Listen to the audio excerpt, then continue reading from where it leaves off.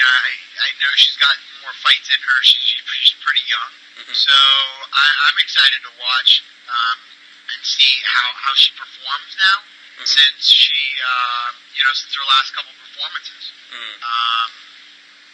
So we'll see what happens. Sure, and she's now obviously she's going up against Amanda Nunes, who's certainly been no joke. But like the women's that division, in the bantamweight, the title's gone around a little bit like a hot potato since Ronda's defeat.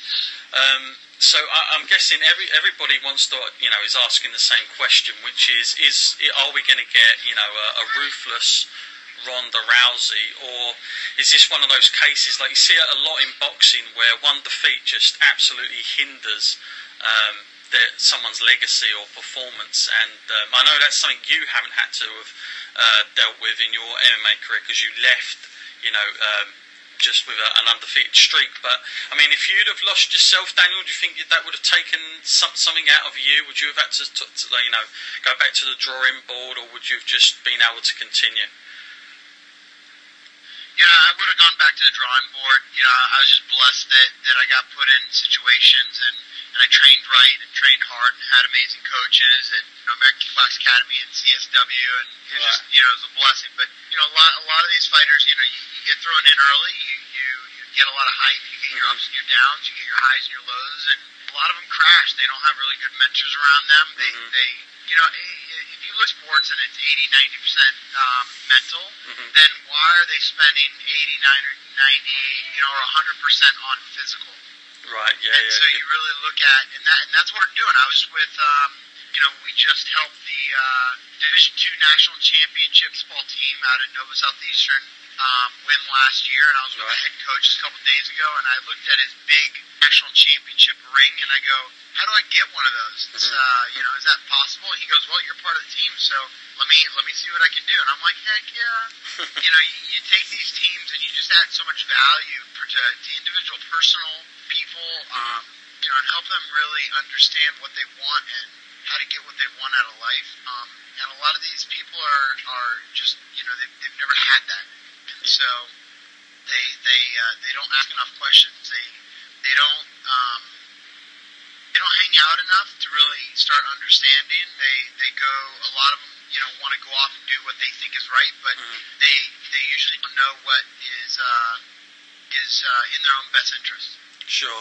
Yeah, I guess it's like just thinking about it just then and there. It's you being undefeated. Like, did you get to a point where you get to like 6-0 and then you start to think about, okay, I'm an undefeated fighter? Like, sometimes I wonder if it's just easier if you get that loss out of the way with, or because there obviously becomes more of an expectation. If you're keeping an undefeated streak. So, I mean, I just want to know, as a fighter, did that ever cross your mind? Do you get to a certain sort of part in your mind where I cannot be beaten, or that's it type of thing? Yeah, I just turned my mind and I said, nobody's ever going to beat me. Right.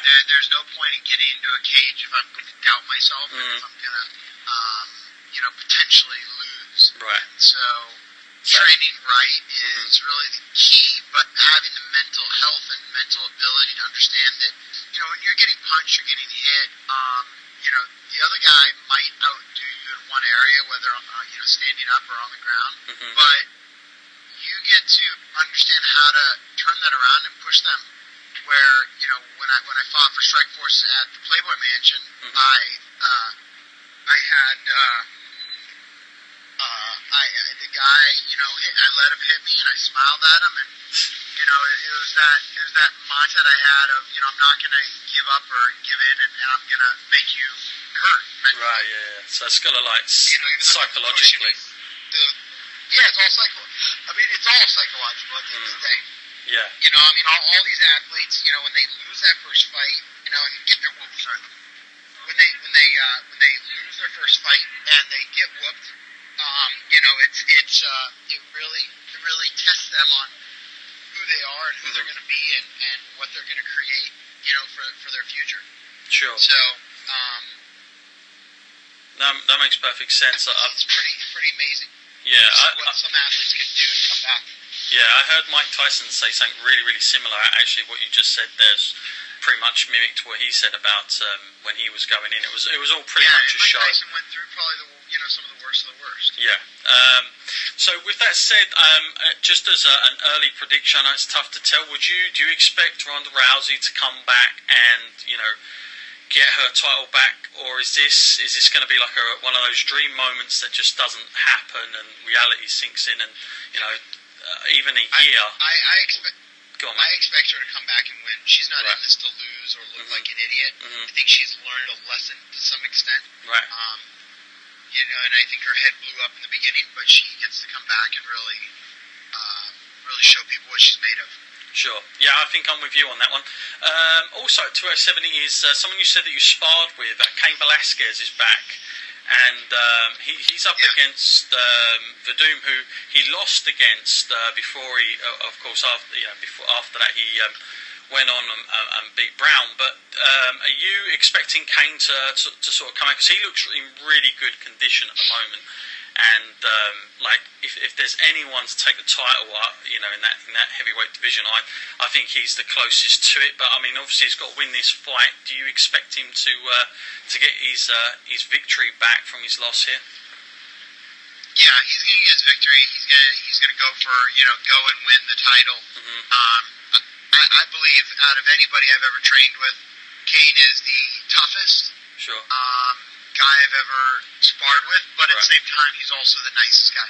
Really? And I really I enjoyed spending time with him at AK and training with him and really helping him create.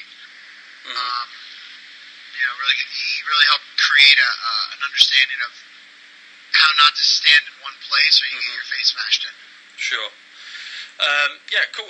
Just before you go, Daniel, I just want to ask you your opinions on hearing about Conor McGregor getting a boxing license and hinting that he might cross over. You being an MMA fighter yourself, is that something that is doable, or do you think it's a little bit out of reach?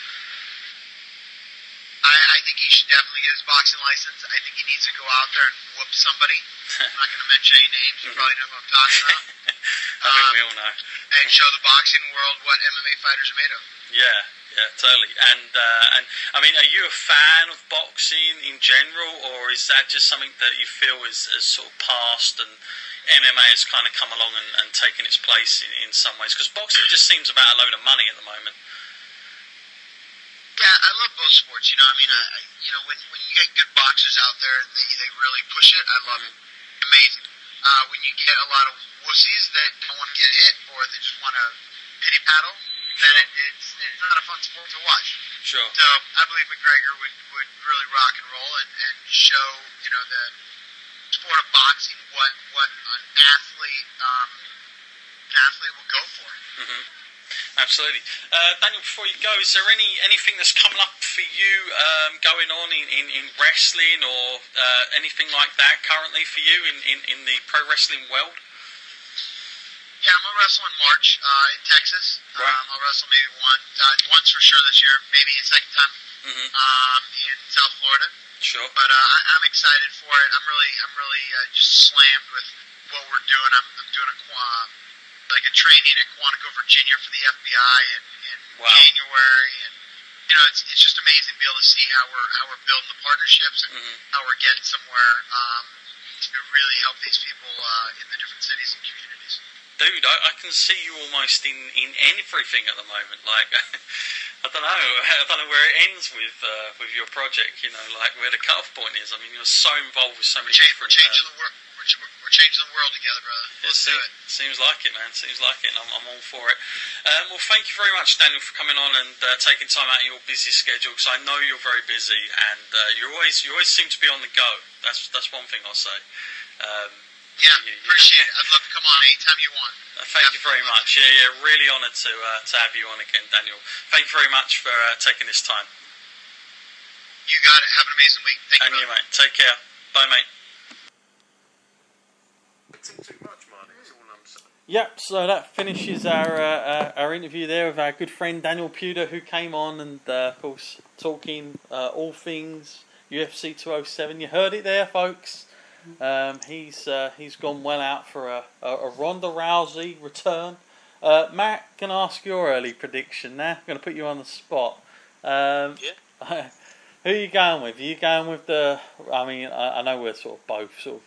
I guess we're sort of more on the tier side of Ronda because she's a bit more of a crossover to us wrestling fans. But as I said in the interview, Amanda Nunes is no joke, and she certainly did give a little bit of a hiding to Misha Tate on her striking. But who are you going to be? I know you're probably going to be pulling for, but in realistic terms, like, what's your brain telling you on this one? I'm gonna go with Rousey. I think she's got to come back with a certain mentality, hasn't she? It's got to be all or nothing, hasn't it? She has to come out of there and think that she has to win this. So I'm guessing that after the hard work we've seen her put in previously, that this is going to be another one of those states where she's locked into that determination. So I got to have confidence in that, I think. Yeah, well, I said it on the podcast. I'm going with a Rousey victory. I just can't see anything getting in her way, and I think she's going to be pretty ruthless. Want to say again a massive thank you to Daniel Puder, who took time out. And as I said in the interview, the guy has got so much going on. For those of you that want to find out more about his projects, you can find out at My Life, My Power, which he founded back in, I think it was 2010, somewhere along that. But it started as an anti-bullying campaign, and literally, as he said, he is involved with pretty much anything and everyone currently. A&E, anything and everything, to anyone and everyone. There you go. Possibly use that as a catchphrase, you never know. But yeah, he's really involved all around. He's a great guy, and very interested because it's interesting from the sense that he has remained. I can't imagine, Matt. There must be very few sports people, especially in kind of combat competitions, that can say they never got beat. Must be a kind of a weird kind of feeling, I guess, when you have that. The only other one that we probably do know is, of course, in boxing, Floyd Mayweather. But other than that, there probably aren't that many. So it must be a weird mindset to be able to sort of retire like that, I guess, and come out of your disciplined sport. But the other thing we spoke about, and of course at UFC 207, is Cain Velasquez, who I think we spoke about his match at UFC 200, didn't we? Because he fought Travis Brown that night, and probably had the performance of the night, actually, if I'm being honest with you. I thought that was a great fight, and of course, again, he's against Verdum. That's going to be a great fight as well. So I'm really kind of buzzed up for 207, and from what I gather, there's going to be another announcement as well for another fight. So it's going to be a big night up. I think, to be honest with you, Matt, Ronda Rousey kind of sells itself, doesn't it? Really, I don't know if you need any more than that. That sort of comeback is sort of does sell itself. I mean, if there's ever a time you can probably sell a fight card without too much on it, it's probably that one, isn't it? Yeah, I mean, yeah. Well, I'm surprised they didn't just sort of have that and then have some sort of lesser known competitors, because like you were saying, that would sell it all on its own. And, you have some lesser knowns on there, so what? I mean, it would just be good exposure for them, because everyone's going to be buying it just to see the main event. Hey, how about CM Punk? Well, yeah, I think he can make it on any card, really, just because of his name, isn't it? And people, even if they're not huge fans of CM Punk, there'll always be people that want to see him do well, and then people that want to see him get beat up, I guess. Yeah. Depends what side of the fence you lie on with that one, boy. We'll see where he goes. But, I want to encourage everybody to check out our UFC 207. The first time ever, we're going to be calling it the MMA Skull podcast that evening on Friday the 30th of December. Very close to the end of the year, of course. And I think it closes the year quite well, especially for UFC. I think they've had a tremendously decent year with everything that's gone on with that company, the selling of it, and some of those great matches and great cards going into New York's been absolutely fantastic for them overall. And I think myself and Matt are both looking forward to doing that one that night. And don't forget, if you do want to get in contact with us and you might just be an MMA fan,